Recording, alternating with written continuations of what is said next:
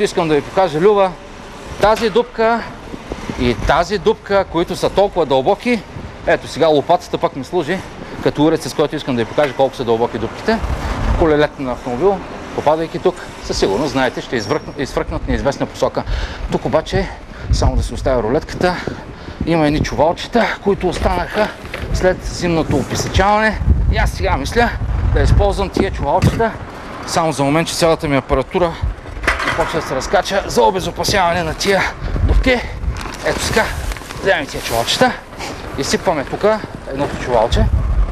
Това е вариант и начин да всъщност обезопасим дупката, ако там попаднат колелета на някой автомобил. Още едно чувалче, страшно мирише, защото тия чувалчета имат тиня. Така, тук две чувалчета съм използвал. Сега се вземам отново лопатата. Сега тази дупка, тъй като няма кой да я запълни. Ето с тази смес, която мирише отвратително, уверявам ви. Това е тиня и каква ли не мръсотия. Запълваме в известен смисъл тази дупка, за да може, уважаеми зрители, уважаеми водачи на моторни превозни средства, когато попаднат гумите на вашия автомобил, той да не пострада толкова сериозно. Както виждате, старая се колкото мога. Така. Ето. Почти съм е замазал. Уверявам ви обаче, няма да има никакъв ефект от начина, по който обезопасих тази дупка, по простата причина, че след малко, когато завали, тук на това място ще се образува една кална яма, но пък присъствието ни по някакъв начин сигнализира водачите на тези луксозни автомобили да бъдат много внимателни. Аз толкова мога да направя, по никакъв друг начин не мога да обезопася тия дупки. Бъдете внимателни и с тази, уважаеми зрители. В нея има вода. Да, ето тук си има водичка.